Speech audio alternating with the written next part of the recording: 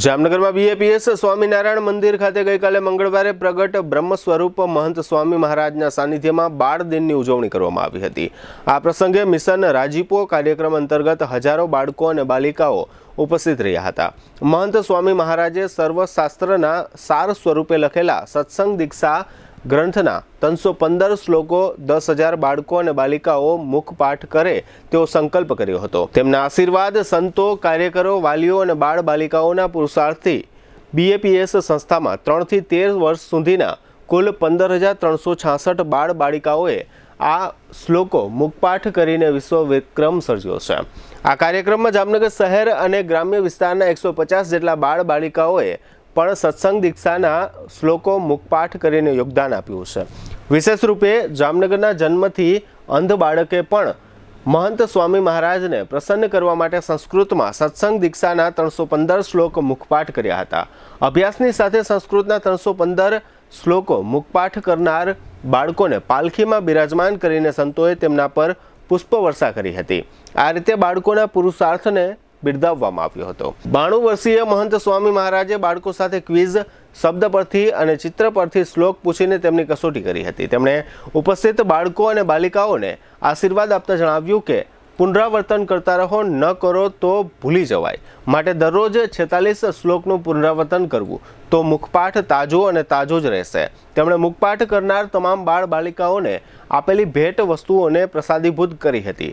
આજના TV, mobile, social media અને વ્યસનોના આક્રમણ વચ્ચે શિક્ષણ, સંસ્કાર અને સનાતન ધર્મથી દૂર થઈ રહેલા બાળકો અને યુવાનો માટે મહંત સ્વામી મહારાજે નાના બાળકો અને બાલિકાઓને સંસ્કૃતના 315 શ્લોકો કંઠસ્થ કરાવીને સંસ્કાર, સદાચાર અને સનાતન સંસ્કૃતિ સાથે જોડાવાનું ભગીરથ કાર્ય કર્યું છે। નમસ્તે જામનગર।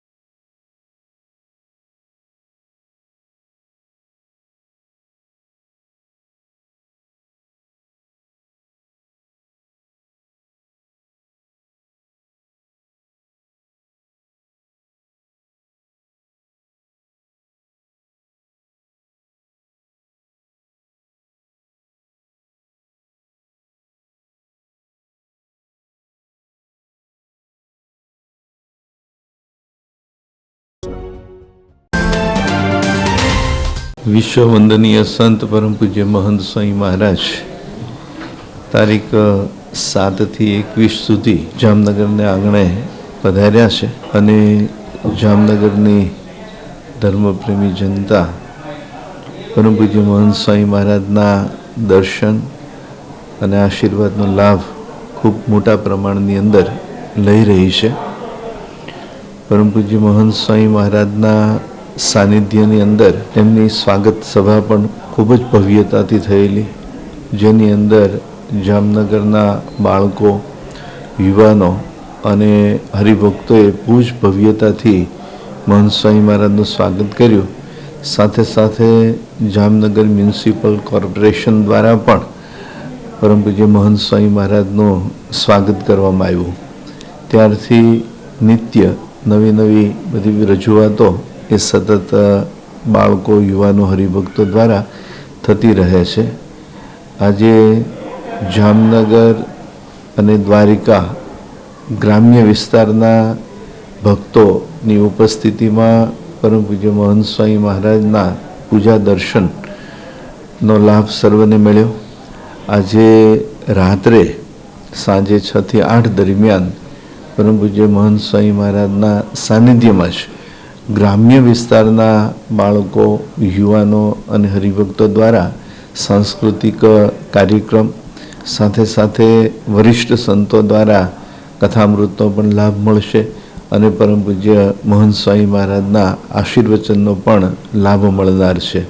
અને એ જ રીતે આવતીકાલે ભાદરા ક્ષેત્ર એટલે કે ધ્રોળ સાઈડના જે ગ્રામ્ય વિસ્તારના ગામડાઓ છે ત્યાંથી બધા ભક્તો બહુ જ મોટી સંખ્યાની અંદર ઉપસ્થિત રહેશે અને એની અંદર પણ વિવિધ કાર્યક્રમોની રજૂઆત થશે, જેની અંદર ભાદરા ગુણાતીત જન્મસ્થાન, અક્ષર બ્રહ્મનું જન્મસ્થાન અને એ જન્મસ્થાનની દિવ્ય ગાથા એ સંવાદ દ્વારા રજૂઆત કરવામાં આવશે અને એ દ્વારા ભગવાન અને સંતનો સવિશેષ પરિચય, ભગવાન અને સંતના મહિમાની સવિશેષ વાતો લોકોને સમજવાની થશે, પ્રાપ્ત થશે અને પરમ પૂજ્ય મહંત સ્વામી મહારાજના આશીર્વચન પણ પ્રાપ્ત થશે.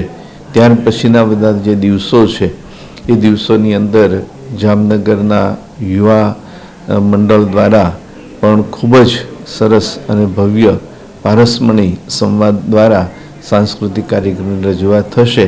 તો જામનગરના સર્વે ધર્મપ્રેમી ભક્તજનો, મુમુક્ષુજનો એ આ કાર્યક્રમની અંદર પધારે, સાથે સાથે પરમ પૂજ્ય મહંત સ્વામી મહારાજ એમના પણ દર્શન પ્રાપ્ત કરે અને એમના આશીર્વચનનો પણ સર્વને લાભ લે એ સર્વને વિનંતી.